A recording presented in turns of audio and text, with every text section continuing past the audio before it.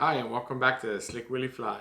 So I've been tying a bunch of flies that I'm going to send to Florida, mostly for largemouth bass fishing. But I am going to tie a quick bait fish fly and let's get right in on it. So I'm going to use white thread because I don't really know what color I'm going to decide to make the head. And as I've said a bunch of times, when I don't know what color head I'm going to make, I do white. So white's kind of a thread that I have all the time. I pre-prepped a bunch of craft fur just to not waste any time. So I'm going to go ahead and grab a clump of cream color craft fur.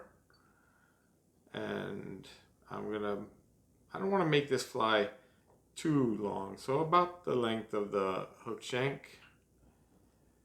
Couple wraps. Oh, you know what? I'm gonna back up a second. I apologize. I'm gonna put a tiny drop of Zap because I don't want anything to move around here. So I'm gonna give that a second to dry. All right, so welcome back. So I let that sit for a couple seconds. Hopefully that's gonna be enough. And again, about one hook shank. I'm gonna give this a couple of wraps just to make sure I like where it's sitting. Now I'm gonna put a piece of craft fur on top, and I'm also going to distribute just a little bit because I'm gonna put a piece on the bottom. Not exactly the same length. I'm gonna use it to make a little taper. This tag I can twist and trim off.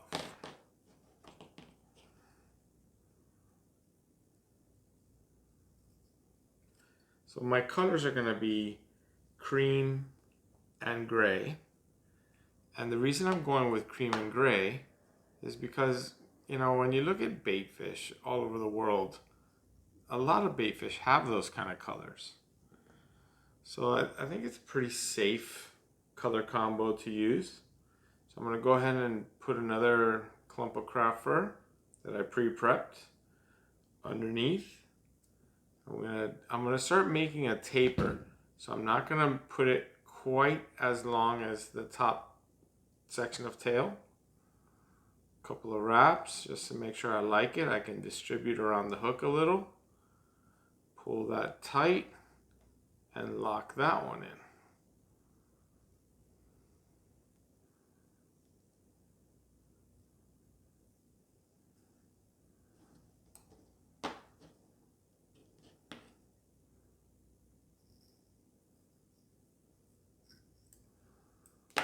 Now I'm gonna go ahead and distribute my craft fur.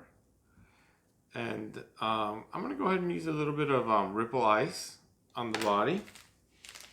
That you can do the ripple ice before, you can do the ripple ice after you put on the reverse tie section, but it doesn't really much matter. But I'm gonna do it this particular time. I'm gonna do it right now, and I'm gonna use blue UV because I think that the very good chance that this particular fly is gonna end up offshore. So let me also mention that in the vise is a size 3/0 stainless steel hook. So I'm going to take the ripple ice and I'm going to fold it in half, just like that.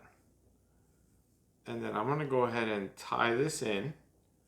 And all I'm really doing with this ripple ice is I just want to make a body that's going to have some flash. I'm going to bring my thread forward. And I'm going to use the rotary function in this vise just to help me. Actually, maybe I just do it the old-fashioned way. Wrap up the shank here a bit.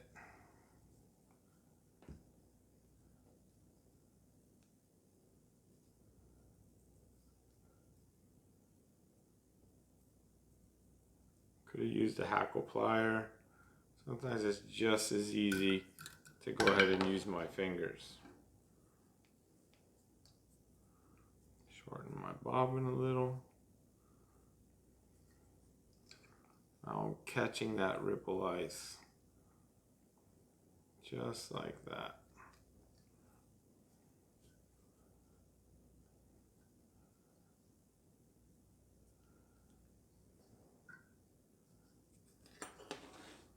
Go ahead and cut this off.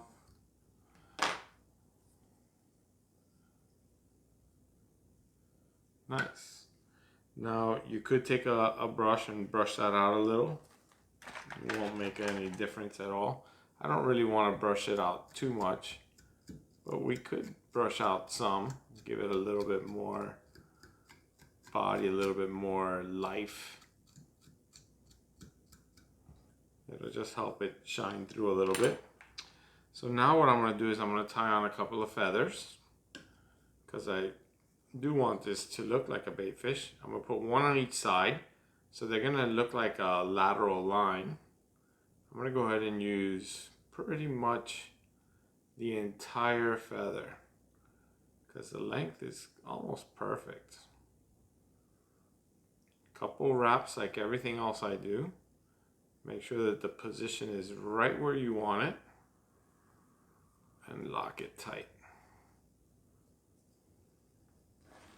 Cut this little tag end off. Now I'm going to do the exact same thing on the opposite side.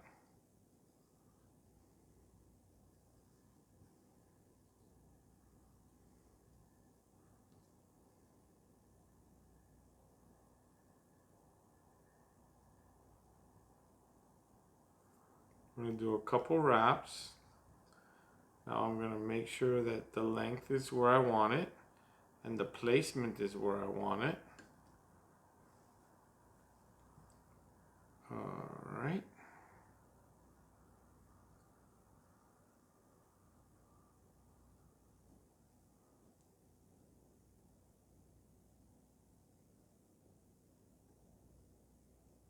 Whoops, I pulled it too far there. I did. I go ahead and unwrap it and do that again. I went a little too far.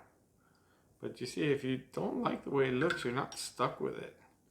You just unwrap and do it again. Nice.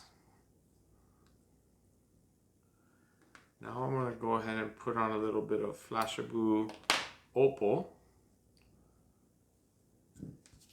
And the Flashabou Opal, Mirage Opal, I'm going to go ahead and put it mostly on the top, but I want it to be kind of long. So I'm going to use maybe, I don't know, maybe 4 strands. Don't need tons, because it's going to get folded in half. So 4 will become 8. Might have grabbed 5 there by accident. But I'm going to go ahead and put these right on top.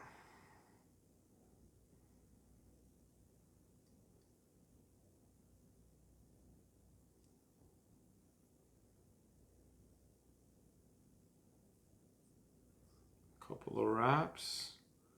I like that.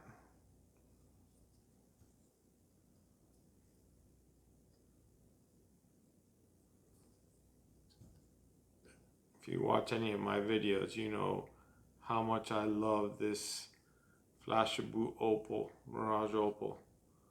I just think it looks amazing in the water. So you saw I folded the remaining, and I brought it all to the back.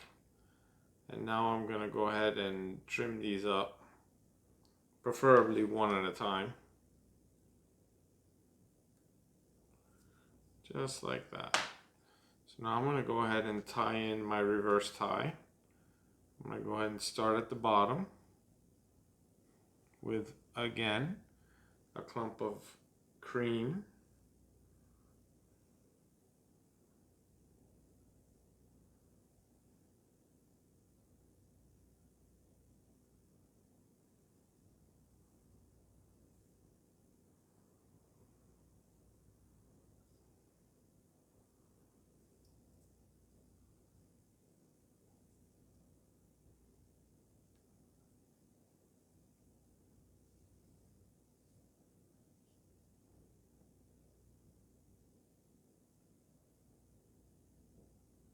2 wraps.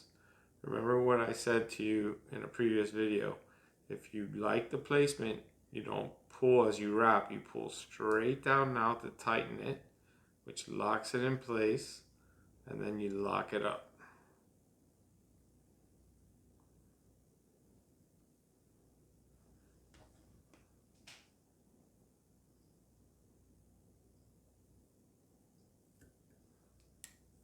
Nice.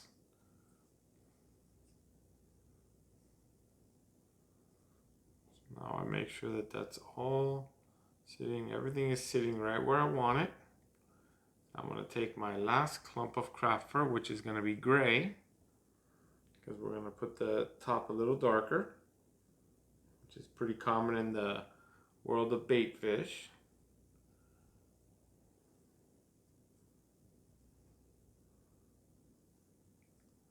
That length looks good. Put it in. This one's a little bit easier because I already have an established length. Just like that. Cut that tag end off.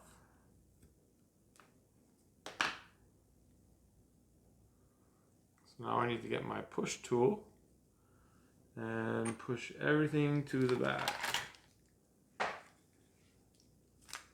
I don't seem to see my push tool.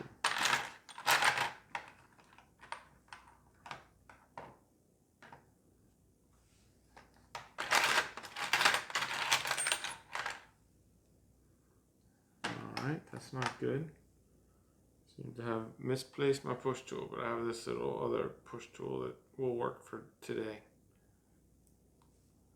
Nope. Gotta bring my thread forward a little more. Another good tip. I didn't like the way it looked, so I backed off of it. It's not set in stone that you have to do anything a certain way. You can always back up.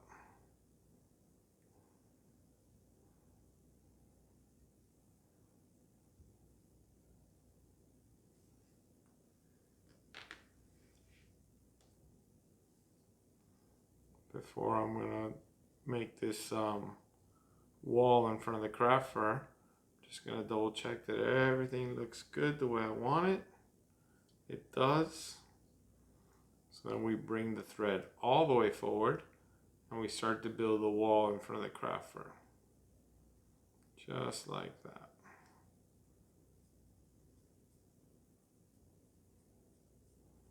And because I know that I'm gonna make a head, I'm going to go ahead and put a couple of wraps on the craft fur. Just like that.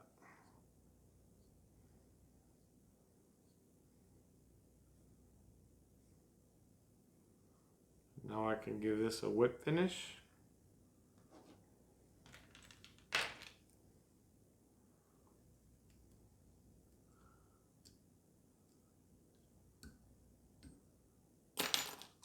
Cut off my thread and we can build a head.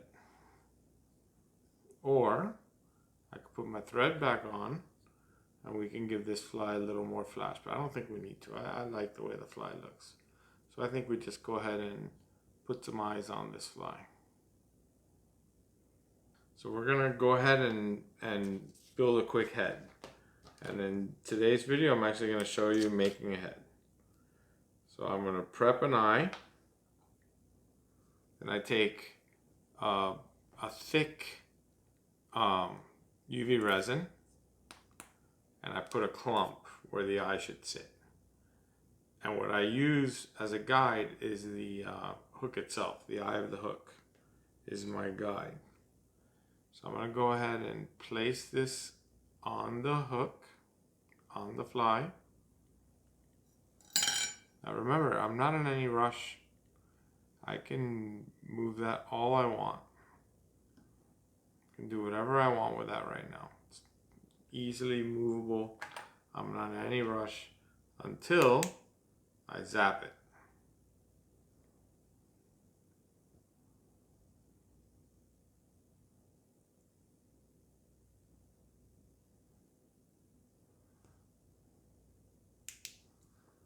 Now what I noticed right now when I zapped, so I got a couple of wild hairs here.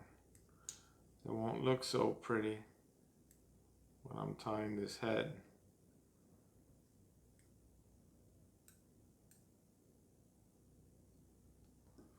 Okay, so now we're gonna do the exact same procedure, opposite side.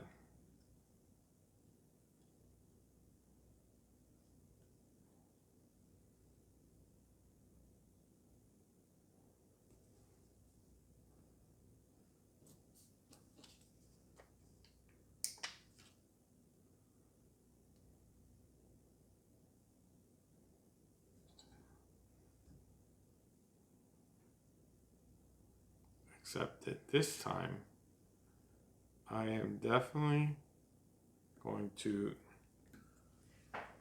check it out. Make sure that that looks good. And man, that does look good.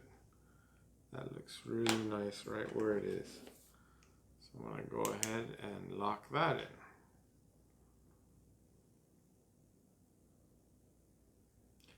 You know that they say 4 or 5 seconds, 10 seconds. I usually give it a little bit more because I'm typically not in any kind of a rush. So since I'm not in a rush, why not make sure that these are locked in good. Okay, I got a wild hair here. Take that away.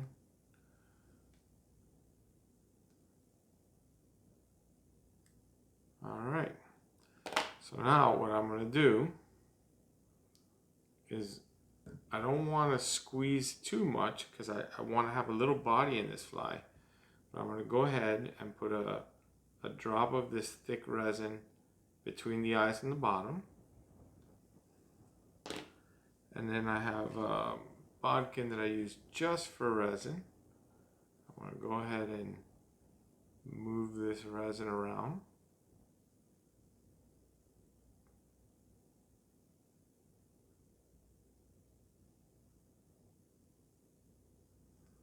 Just like that. Looks good. Lock it in.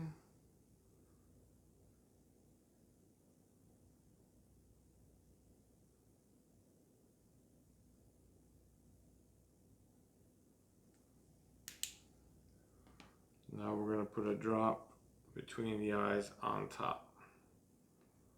And then I'm going to switch to a lower viscosity, something that's a little bit thinner, that I could,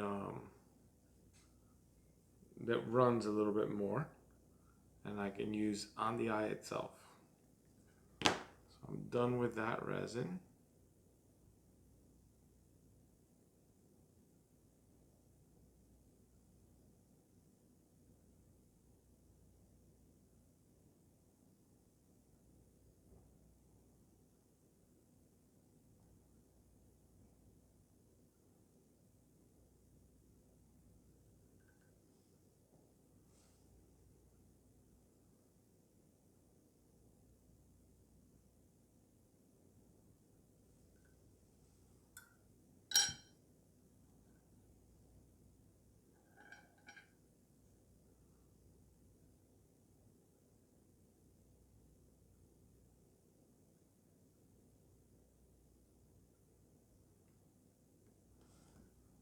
That looks pretty good.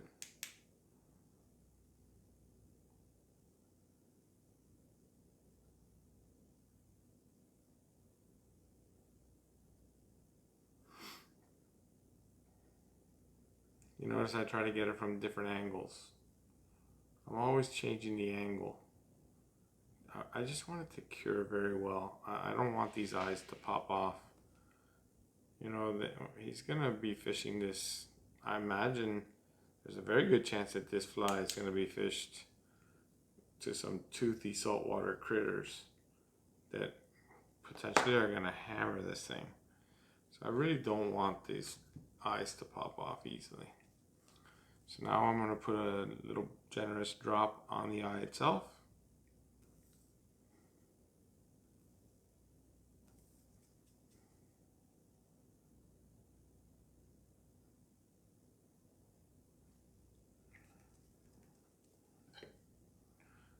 use my bodkin to work it off the edges of the eye, especially top and bottom,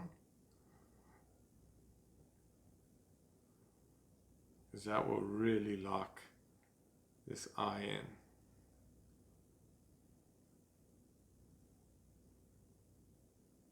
By working it off the edge like that, makes it almost indestructible.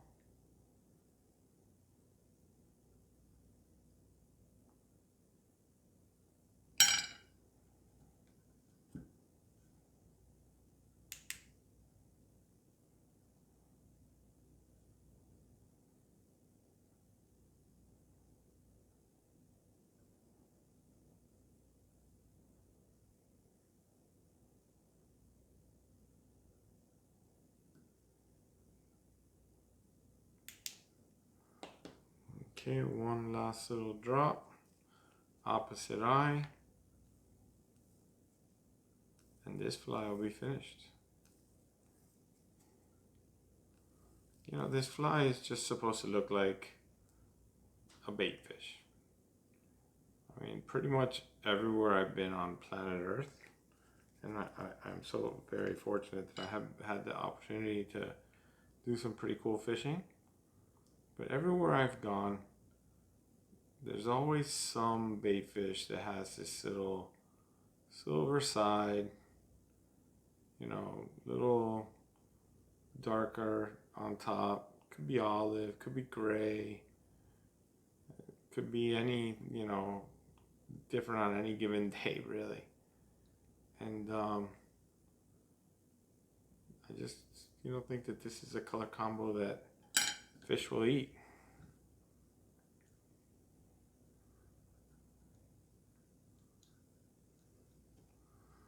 This is a color combo that's tough to beat, I would say.